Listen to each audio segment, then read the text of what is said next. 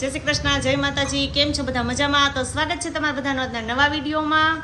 અને મારા મીસુબેન જોઈને જમવા જવું છે ને તો સરસ મજાના તૈયાર થઈ ગયા છે. કા મીસુબેન? જો મમ્મીએ સીવી દીધા ને ઈ પહેર્યા છે. હા, એને મમ્મીએ સીવી દીધા ને ઈ પહેર્યા છે. જો કા આ મીસુ માટે મેં સીવી દીધા હતા ધોતી. કા હવે ભાઈ જાય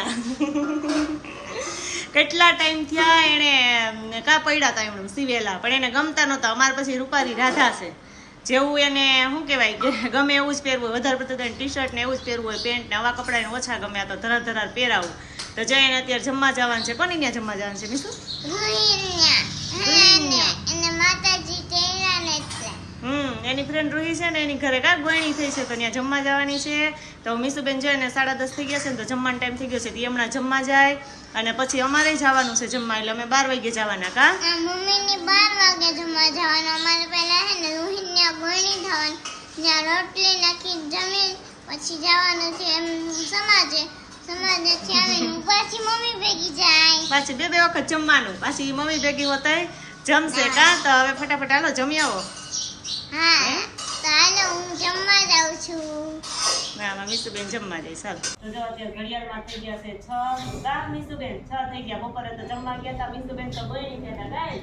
જમીન આવીને પછી તો ઉઈ ગયા. અમે જમવા ગયા હતા. પછી ઉઠીને પાણી રેડવા, આજે પાણી રેડવા ગયા હતા ને કપડાં ધોવાના નહોતા. બપોર આવી બપોર કપડાં ધોયા ને ઉઠીને થોડું ઘણું કામ કર્યું. થોડીક વાર મશીને બેઠા ને અત્યારે જવા મમ્મી હવે વાડીએ જઈને જવાનું હોય નહીં, કઈ જોવા દેતી નથી. તો એ જો લવણ ફરે છે બેઠા બેઠા. મારે રસોઈનો ટાઈમ થઈ ગયો છે તો હું કાલે રસોઈ રોટું ને મારી મીસુબેન શું કરે? જો મમ્મા ચોકલેટ લેવા જાવીને છે ને પપ્પા માં ભેગા નથી આવતા, એટલે લેવામાં પપ્પા આવે તો હું ચોકલેટ લેવા જાઉં.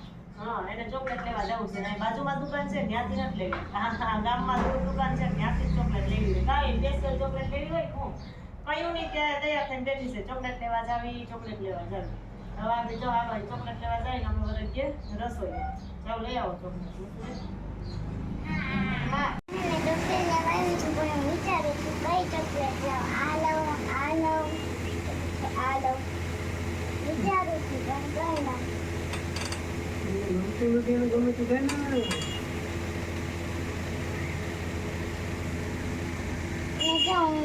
ચોકલેટ લીધી છે એક આ અને એક આને એક આ ને એક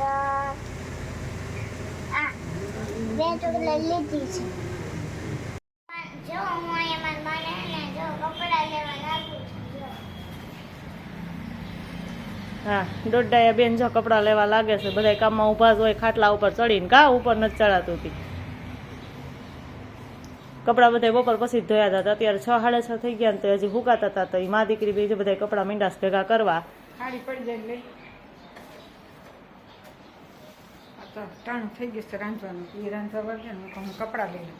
જો અમારા હું સુમા દીકરા કપડાં લેવા મળી જશે. જો મમ્મી હવે હે ને આવડી હે ને ભાખરી બનાવવાની છે ને તો ભાખરી બનાવે છે, લોટ બાંધે છે તણે. તો હું ને બા હે ને અહીંયા જો કપડાં લઈએ છે. તો જો અત્યારે ઘડિયાળમાં થઈ ગયા છે 7 અને મારે આજે ભાખરી બનાવી છે. એટલે ભાખરી બનાવવાની એટલે મોડી જ હોય, કેમ કે એ તો ગરમા ગરમ બધાને ખાવાની હોય. એટલે હું ફટાફટ જો 7 થવા આવ્યા છે ને તો લોટ બાંધી લઉં અને પછી હું બનાવતી જાય ને બધાય જમવા બેસી જશે. જમવાનું તો અમારે જો કે વહેલું જ હોય.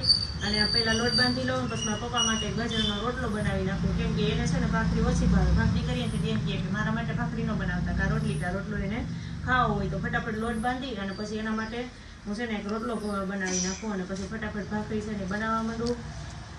તો આમાં જો લોટમાં મોણ ને એવું નાખી દીધું છે, મીઠું ને એવું. પછી ફટાફટ ભાખરી બનાવવા માંડું. જેમ ચડતી જાય એમ બધાય જમતા જાય. તો જો આજે અમે ભાખરી છે ને અહીંયા ડિઝાઇનવાળી ભાખરી બનાવી છે. જો મીસુબેન માટે સ્પેશિયલ હો. જો હવે છે ને અમે નાના હતા ને ત્યારે મારા મમ્મી છે ને હવે અમને ડિઝાઇનવાળી બનાવી દેતા ભાખરી. તો આજે મીસુને મેં કીધું હું કે આપણા ખડિયાવાળા બા છે ને મને નાના હતા ને ત્યારે આવી ભાખરી બનાવતા ડિઝાઇનવાળી. તો મીસુને પણ મેં આવી ડિઝાઇનવાળી ભાખરી બનાવી દીધી. કા મીસુ?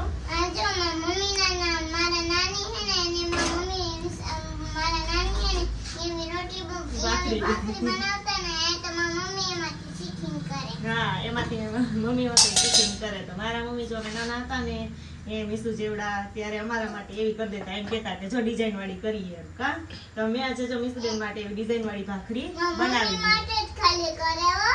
હા મમ્મી માટે નહીં બધાય માટે કરી દેતા મામા માટે મારા માટે બધાય માટે કરી દેતા તારા ભાઈ માટે તો કરી જ દે ને. આ તે કરી જ દઈએ ને તો જો અમારી ભાખરી બનીને તૈયાર થઈ ગઈ છે અને અમારા મીસુબેન જમવા પણ બેસી ગયા છે અને આજે તો સરસ મજાની જો આ ભાખરી કેવી ચડીને થઈ ગઈ છે ડિઝાઇન વાળી કા મીસુબેન સરસ મજાની જો મીસુબેન ને ક્યાં સુરત દાદા જેવી ભાખરી બનાવી દીધી કેવી છે સુરત દાદા જેવી આ. મોઢું ખવાઈ ગયું.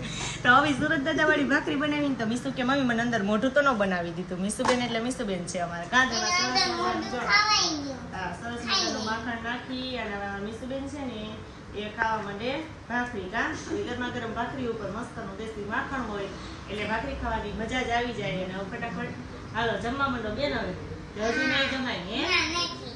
હા તઈ નથી તો ભાખરી ઠરી જાય ફટાફટ ખાઈ લે તમને બધાને પણ મન થઈ જતું હોય કે ગરમા ગરમ ભાખરી ખાવા તો આવી જાવ ભાખરી ખાવા તમે પણ બધાય કા હા. એને દયા ભાભીને જેમ બોલતા આવડે છે તેને બોલવું છે કા મમ્મી દયા ભાભી કેમ બોલાય તો બોલતા દયા ભાભી બોલે. જો દયા ભાભી એમ બોલે ને કે હાલો રે એ હાલો રે.